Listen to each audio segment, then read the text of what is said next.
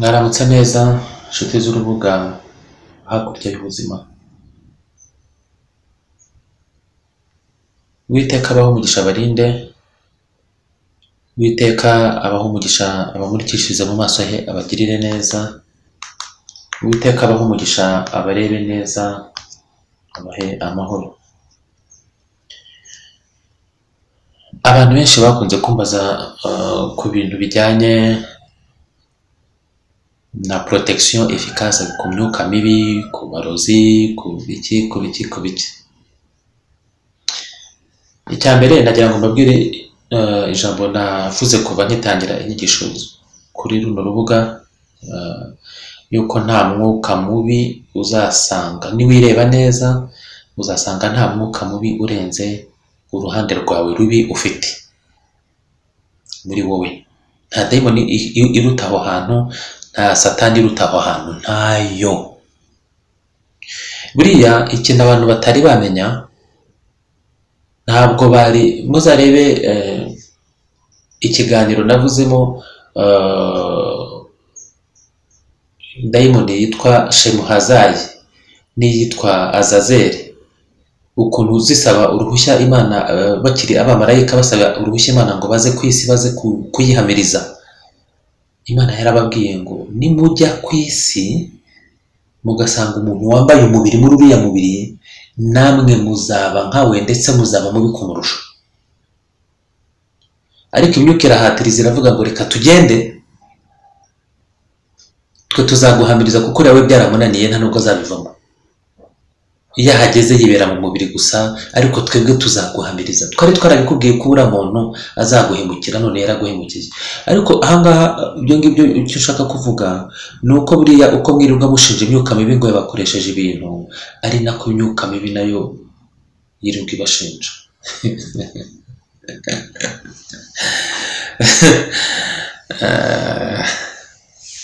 Ndaguha urugero.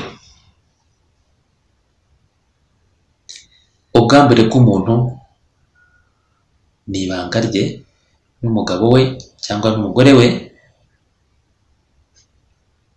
ni ikizira ku bandi bantu. Mwirirwa mwambaye ubusa,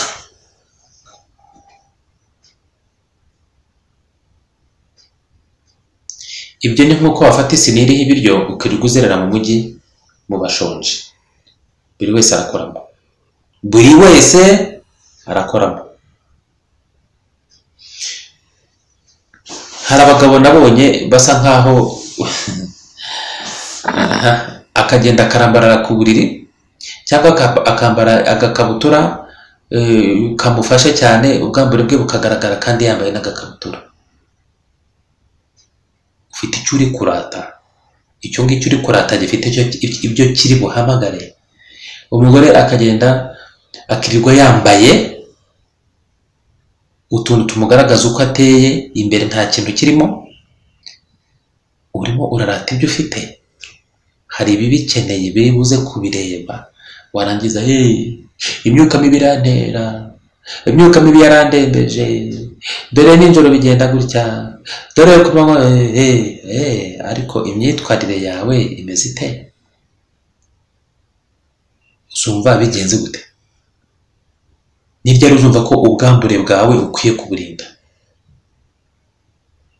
Urwo ni urugero rumwe. Urimo uratembera mu mujyi, ubonye umugore umwe uramurarikiye, ubonye wa kabiri urararikiye, ubonye wa gatatu urararikiye. Ryarari ririmo rirakora rikaka umuriro. Uko ryaka umuriro nuko imyuka mibi imanuka, kugira ngo, kuko iravuga iti hariya tubonye umuryango dushobora gusohorezamo ibyacu gute. Muri uriya muntu tumugiyemo, tunyuze muri ririya rari, twajya dusambana n'abantu, twajya duhuza umubiri n'abantu, kuko uriya arabishaka. Aho ngaho niho wowe uri bujye gutereta umugore ufite umugabo akakwemerera mu buryo bworoshye. Nibwo uri gutereta umugabo ufite umugore akakwemerera mu buryo bworoshye, kuko uhetse ikirunga cy'irari ry'ubusambanyi. Hari n'imbaraga zigukoresha zaje zinjiye muri cya kindi. Uri umugabo nawe ni uko nguko, uri umugore ni uko nguko. Ariko icyo ushaka kuvuga, reka mbereke ubwirinzi bwa mbere bubaho ku cyitwa ikibi n'abakoresha ikibi. Icya mbere ni ukumenya udashidikanya kuri umwana w'Imana. Icya kabiri ni ukumenya yuko Uwiteka Imana Nyiringabo Data wa twese ari urukundo, atari umugome nk'uko yigishwa muri Bibiliya, urimbura, utega abantu ibitego, ubarema asa nk'aho atazi icyo bazamara, hanyuma mu kanya gato akavuga ko atajya yicuza atari umuntu, mu wundi mwanya akaba yicujije impamvu yabaremye, akaba yarashyizeho umuriro wo kubatwika. Iso w'umuntu utari na mwiza adashobora kugutwika uri umwana we, inka ye wayishe cyangwa wakoze ikindi kidega, ariko bakakubwira ko Imana yakuremye ari urukundo, kandi bakakubwira ko yaremye n'umuriro izagutwikiramo. Iyo ni Imana y'urukundo, ni Imana inatwika, ni Imana inarimbura. Ndetse niyo mpamvu abana b'abagome mu mihamagaro yabo no mu gihe cyabo, abana b'umubi ikizabakubwira, basenga Imana bayiterereza, bayishumuriza. Ni Imana imeze nk'imbwa bashumuriza abantu. Ndabivuze mu byumve, ni Imana imeze nk'imbwa. Mana uzamuca amaguru, Mana uzamwice. Iyo ni imbwa mutunze mu mitwe yanyu y'Imana, usenga imbwa. Ndabivuze, Imana yose uzasenga ukavuga ngo ngushumurije uriya, iyo ni imbwa, ni imbwebwe, ni impyisi, ni impimbi, ni inturo, ni insibika. Utinyuka gute kuvuga ngo Imana ngo urayishumuriza umuntu? Ubihera hehe? Ubiterura ute? Uri iki? Uri nyabaki? Ubijyana ute? Imana bavandimwe ni urukundo.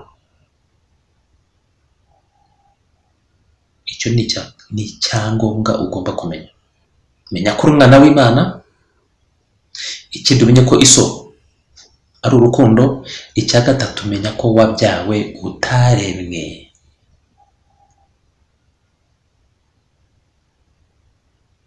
Muri Bibiliya musoma, muri ibyo bitabo bya Korani, muri Bhagavad Gita, muri Upanishad no mu bindi bitabo byinshi bikomeye, bavuga yuko Uwiteka Imana Nyiringabo ni se w'ibifite imyuka byose. Sasa wari uzi yuko igifite umwuka cyose ise ari Uwiteka? Wari uzi ko ari cyo ibyo ngibyo bisobanura? Hanyuma se niba ari se yabiremye ate? Abyara ate akarema ate? Ibyo yaremye ni ibihe se? Hubwo n'ibyo yabyaye ni ibihe? Ni iki ngiki ukwiye kumenya. Wowe uri mu ruhe ruhande? Uri mu byabyawe cyangwa uri mu byaremwe? Niba ubona uri mu byaremwe, ufite aho uri. Niba ubona uri uwabyawe, ufite aho uri. Uwabyawe n'Uwiteka arangwa n'urukundo. Uwabyawe n'umubi arangwa n'urwango. C'est aussi simple que ça. Ni ibintu byoroshye.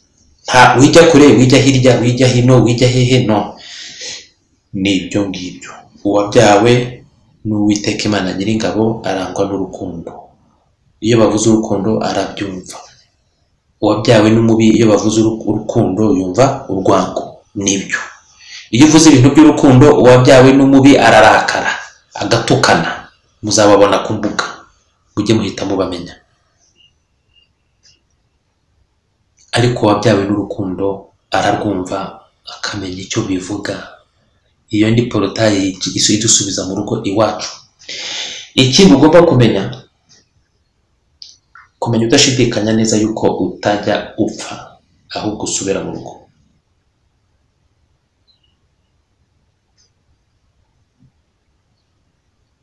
Ibyo ni bimwe mu by'ingenzi ukwiriye kumenya, ariko hakiyongeraho kumenya icyakuzanye ku isi, yuko ari gusakaza urukundo rwa Data, kandi ko ufite impano yihariye wahawe, ugomba gusangiza bagenzi bawe kuri iyi si, ukabona gusubirayo. Iyo niyo daruma yawe, niyo misiyo y'ubuzima bwawe yakuzanye.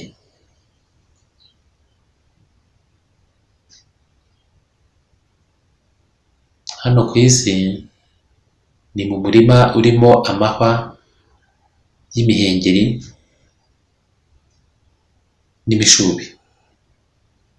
Za ngabo nsinzi, harimo impyisi, harimo amasega, ariko muri uyu murima Data yaduhaye imbuto zitandukanye ngo tuze duhinge tubibe kandi dusarure. Ni mu bihuru twaje. Mu bihuru harimo ibikoko biryana, harimo n'intozi, harimo n'ibishamwinyo, harimo n'izo nturo. Nebutse umuntu wagutukaga akumva kugutuka ngo uri inturo bidahagije, akagutuka ngo uraho nduro, akabyita nduro. Iyo haje mu nduro umva aribwo bifatika. Harimo induro, harimo impimbi, harimo impyisi, harimo inzozi bikaza korode, harimo. Rero umwana w'Imana yahawe imbuto zitandukanye, yahawe imbuto nziza zivuye kuri se. Umwe yagiye afata urubuto urunguru, ndafata nkuko imbuto ziba ari nyinshi mu rugo. Hari amasaka, hari uburo, hari imyumbati, hari ibishyimbo, hari ibi, hari biriya, hari n'abiriya. Ibyo wahawe muri misiyo y'ubuzima bwawe, wahawe kuza kugera ahantu ugahinga, wamara guhinga ukabiba, hanyuma ugasarura icyo wabibye. Iyo ni karuma. Sasa urahageze wisananishije n'abariya bakubwiye ko hari Imana ihana irimbura, wibagiwe essence ikugize yuko ari urukundo. Kandi iyo Mana bakubwiye aho ngaho bayikubwiriye yuko ari urukundo, banakubwiye yuko batinye gukora ibi n'ibintu itabaniga, ni Imana inigana. Banakubwiye yuko yateguye n'umuriro wo kuzashyiramo abayanga, kandi ngo abo ngabo baremwe nayo. Kandi ngo izi byose, Imana izi byose iyoboye yuko uriya azayanga. Iri sinike rero, iri sadike kure mu muntu izi neza ko azayanga ngo izabone uko imukubita. C'est un conspirateur. Ni umugambanyi, ariko umugambanyi arazwi uwo ari we. Niyo mpamvu abigisha iyo Mana umuturukaho nawe arazwi. Numara kumenya yuko iso ari urukundo, ukaba uri umwana w'Imana by'ukuri, ntabwo uzapfa wongeye kwigisha ko Imana izarimbura abantu. Nongera no kubyigisha uzaba utarasobanukiwe ibyo bintu, uzaba utarabimenye cyangwa utarashatse kubimenya, byo bizakumenya. Urukundo ruzagusiga urureba, icyo kizakwereka ko byo byakumenye, ruzagusiga ubireba, ibyo werekejeho amaso byose bigusiga ubireba. Wekenya amenyo nk'uko Yesu Kristo yabivuze, urire nguwo umuriro, ibindi ni ukubeshya.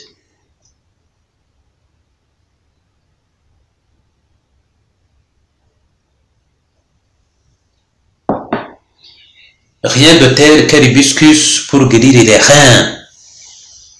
Nta kintu cyiza kibaho nko kunywa ka hibiscus mu gitondo n'urwunyunyu rwako mu gukiza impyiko. Kubera kwicara umwanya munini, mba nahereye saa 7 saa 8, ubwo impyiko ziba zishaka kubizana, nanikorera siporo zanjye aho ngaho nigize ashwi, ariko hibiscus ndayinywa ikazoza ikazigira neza. Ubwo nshobora kwicara amasaha 8 mu ijoro ukarinda bucya, nta kibazo na gitoya, karagaciyemo. Ikintu cya mbere kikurinda les forces négatives cyangwa negative forces ni ukumenya ko urukundo, kandi urukundo ruri connected ku rukundo rw'Uwiteka Imana Nyir'ingabo iso uko byara.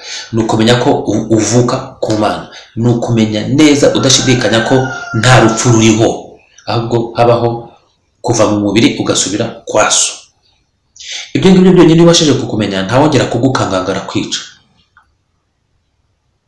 Iyo umaze nta bwenge bukeya nko kuvuga ngo urica umuntu kandi nawe uzapfa. Donc umwohereje ad patres mu Kilatini bivuga neza, umwohereje kwa data wa twese, hanyuma wowe uzajya hehe? Sasa nuhagera ugasanga agutegereje avuga ati dore wa wundi wangaruye papa, dore wandi wangaruye mu rugo igihe kitageze. Ubwo ntuzabyina sakanyonsa cyangwa uzijogonyora ugure n'ibyo kubyina, uzabyina sekadegeri, uzadagadwa, uzatengurwa, uzajugumira, uzajagatwa seriously. Ntabwo uzi ibyo urimo, uzajagatwa kabisa. Urahekenyera iryinyo, urihekenyera mugenzi wawe, uramureba kuvurira ushaka kwica, uri iki kindi se kitari uwo nguwo ureba.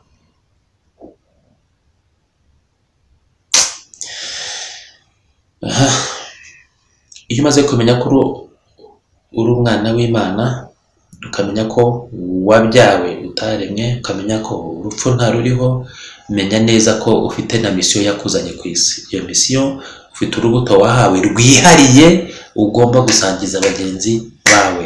Urwo rubuto nutarusangiza bagenzi bawe kakuba deko, uzaba wahombye, uzagenda ugaruka mwihinga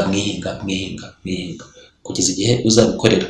Kwambara umubiri ni umwaka uvanze n'itaka. Iki ntabwo ari ikintu mwakakimenye mwagira ubwoba. Umubiri ntabwo ari ikintu.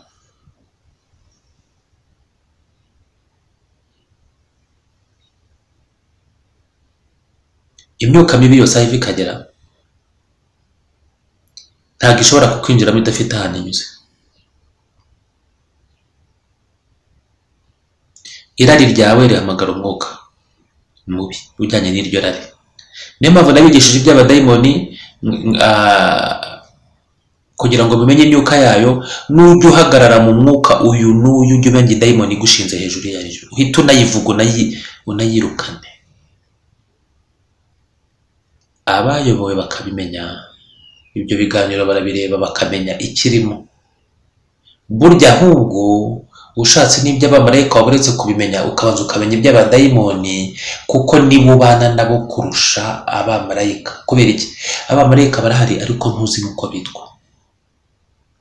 Ibikorwa byawe 90% ni bibi, donc bigizwe n'abadayimoni.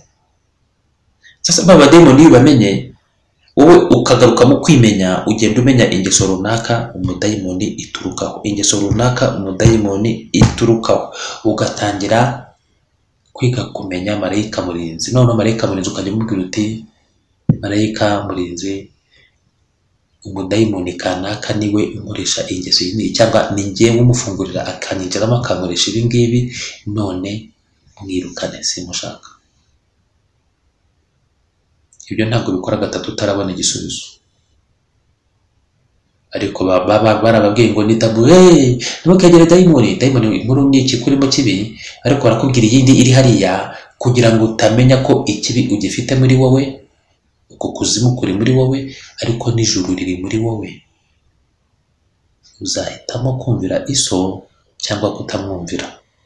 Nujya mu ruhande rubi, uzaba uhisemo gusuzugura iso yakoreje mu murima, hanyuma ujya kwiba amapera, ujya kwirira imyembe, cyangwa ujya kwinywera inzoga abandi bahinze babibye, ndetse igihe cyo gusarura kizagera uvuga uti nyiri ikigega ko agiye kuzaza kureba ibyo nejeje azasanga mwiki.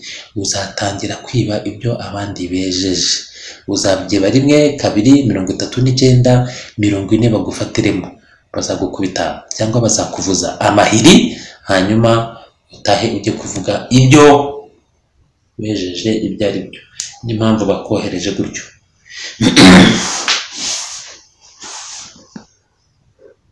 Iyo ushaka kwirinda imyuka mibi n'imbaraga zose zibaho mbi, iyo ushaka kwirinda umwana w'umuntu mu bubi bwe bwose, iyo yiyemeje kugira nabi, kuko ntawe umurusha na Satani ntakurikira. Ndanababwira ukuri bavandimwe yuko iyo umwana w'umuntu arimwo agira nabi,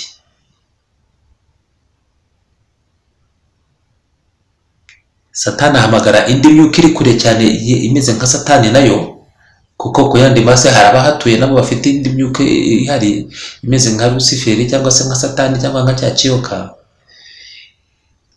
Uwo mwuka utegeka amadayimoni yose, ubwira indi myuka bihuje imbaraga cyangwa biri mu cyiciro kimwe nka Satani nanone uko yandi masi ku yindi mibumbe, kavuga ngo nimuze turebe agasobanuye, nimuze murebe aho umwana w'umuntu agirira nabi mugenzi we.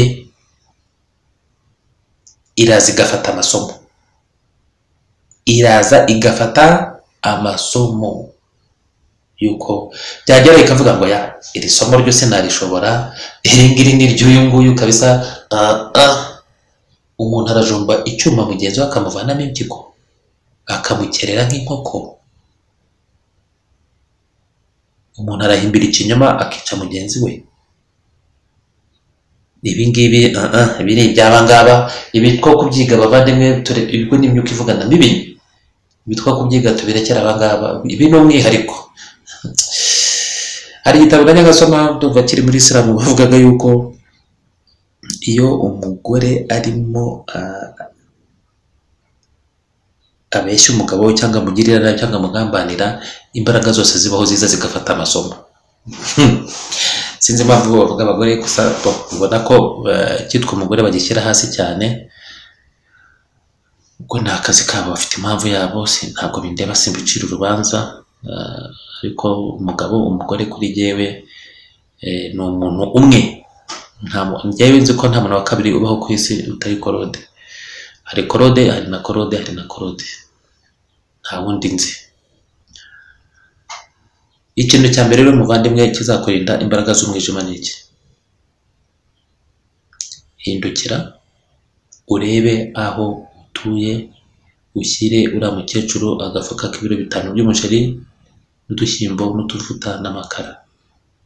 Ora yawe ihita yaka umuriro. Ndakubwiza ukuri, ibi ngibi mubwira ni ibintu nzi, ni ibintu mbamo, ni ibintu n'izina ry'Uhoraho kiza imbere yawe. Ora yawe iraka, vibration zawe zihita zizamuka. Aho hose niho imyuka mibi yagaciye. Ibitekerezo byerekeza mu bibi bihita bihunga. Kugira neza peke yake, only that, tout simplement kugira neza. Uhereza umukene ukumva hari ikintu kikuvuyemo, iyo ngiyo ni purification, no kwiyeza. Niyo mpamvu Yesu yababwiye ngo kunda mugenzi wawe nk'uko wikunda. Iyo niyo nzira yonyine yo gukurikira ubwami bwa Data, nta yindi ibaho. Ntabwo uzavuga ko ukunda Data warananiwe gukunda mugenzi wawe. Ureba imbere bisubiyemo, ntabwo bibaho. Ibyo wakora byose, niba urebera umuntu mu gihagararo, mu burebure cyangwa ubugufiya, niba umurebera mu izuru, niba umurebera muri ibi n'ibi, wapi kabisa, wapi. Iyo ugize neza, iki ni icya mbere. Icya kabiri, uwo muhuye wese mwerekezeho ibyiza. Wowe n'umuntu aragenda acuritse umutwe, byamuyobeye. Muri wowe intérieurement, imbere muri wowe senga uti Nyagasani umworohereze. Ntabwo yorohewe. Niba hari icyo ufite muhe, niba ntacyo, uko muhuye nuhura n'abantu ubona bagenda bose ntawe uvuga, ntabwo ari uko ari ibiragi, byabayobeye. Bohereze mu rukundo uvuga uti Nyagasani abantu ndabakunda, umubi n'umwiza urimo bafashe. Ukereya icyo bita champ magnétique y'urukundo, ikubanziriza imbere. Nta mwuka n'umwe ubaho ujya uyicamo ngo ukugereho, ntabwo bibaho.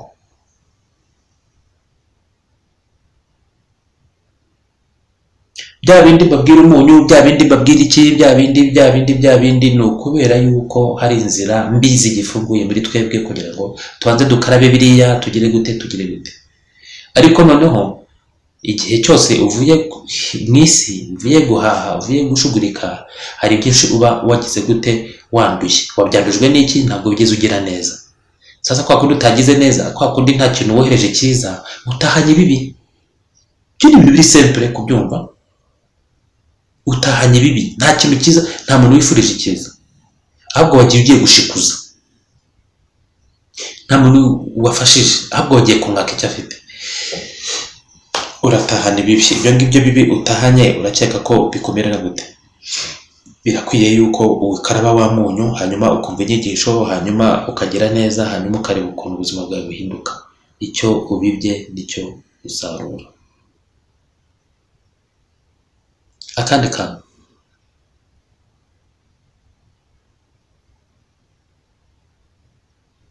aho ugenda hose, mu nzira ucamo zose, mubo muhura bose, wishaka kwemeza abantu uwo uri we, ahubwo ibikorwa byawe bibereke uwo uri we kandi n'uwo ukomokaho.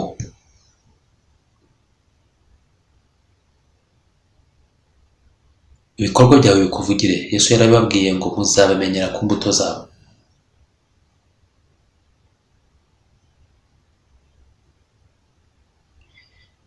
Nyiri ahangaha nshimiye Uwiteka Imana Nyiringabo kubw'umuvandimwe uri Kansana irimo ikiza muzehe Kansana. Uwiteka aguhe umugisha akurinde, Uwiteka aguhe umugisha akumurikishirize mu maso yakugirire neza, Uwiteka aguhe umugisha akurebe neza aguhe amahoro. Groupe yo mu Rwanda mu kunyohereza Kansana no kunyuriza muri Ngoma Ikibungo bikagenda kuriya, mwarakoze. Uwiteka abahe umugisha abarinde, Uwiteka abahe umugisha amurikishirize mu maso he abagirire neza, kandi Uwiteka abahe umugisha abarebe neza abahe amahoro. Umuvandimwe Vedaste n'umugore wawe n'umwana wawe mwese uko muri koroherwa, Uwiteka abahe umugisha abarinde, Uwiteka abahe umugisha amurikishirize mu maso he abagirire neza, Uwiteka abahe umugisha abarebe neza abahe amahoro. Uwo mwana w'umukobwa wundi urwaye ushaka kwiyahura n'aba muhungu nagomba gusa kuvura, Uwiteka abarinde nzahagere bakiri mu mubiri, kandi Uwiteka azabakize nimpagera. Groupe ya diaspora, Uwiteka abahe umugisha abarinde, Uwiteka abahe umugisha amurikishirize mu maso he abagirire neza, Uwiteka abahe umugisha abarebe neza abahe amahoro.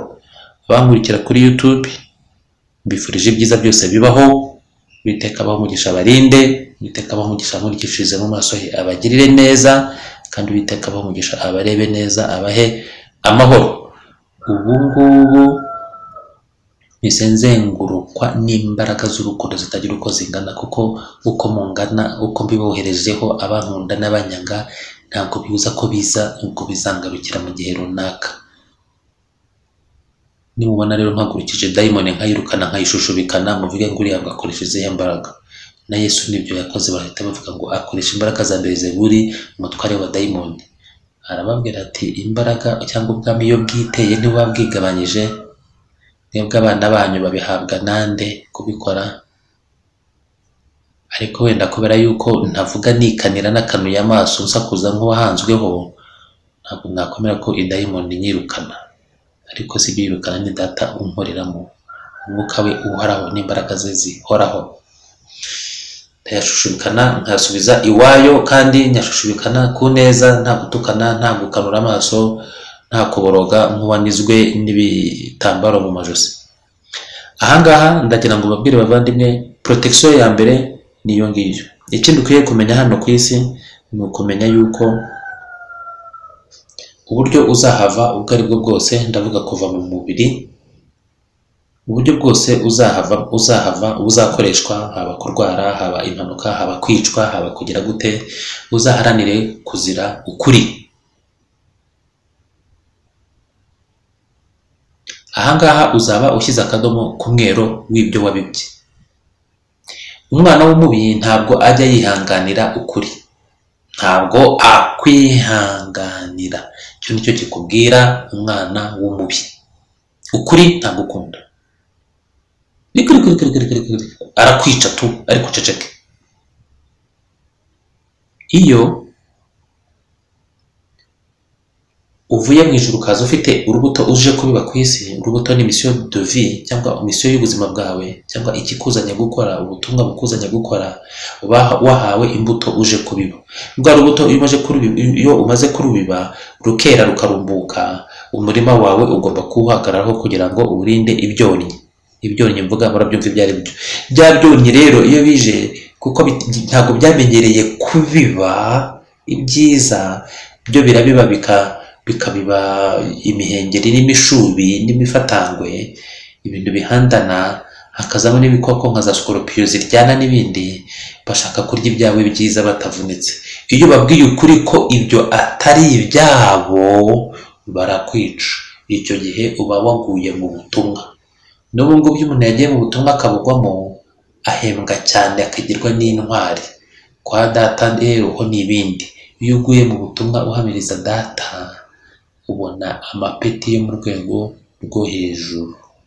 Ariko nabyita si amapeti nk'aya ngaya yo ku ntugu atuma twirirwa tubwira abantu ngo we mugenga we shenzi. Ibyambayeho ndabizi, kuko nanjye ibyo ndabizi, narabyambaye. Si nanjye gusa, iwacu ni ibyo ngibyo twiberagamo. Nagira ngo nkubwire yuko nuzira ibyo ngibyo imbere ya so Imana, uzaba ufite igihagararo gikomeye, kuko wahamirije uwo uturukaho, wahamirije uwo uri we, kandi wahamirije icyo watumwe. Umwana w'umubi mu bugoryi bwe bwinshi butazanamuvaho, mu nturo ye, hahandi atuye, muri ya magi y'ibitagangurirwa atuyemo, muri kwa kuba umwana w'incira n'impiri, ashyira mu bikorwa ibyifuzo bye akakwica, kuko niko ari muri bwa butagangurirwa bwe. Ariko aba aguhaye ipeti atazi. Iryo peti niryo azahanirwa munsi yaryo igihe azaba apfuye mu mubiri, akareba uwo ari we, akareba n'uwo uri we hakurya y'ubuzima.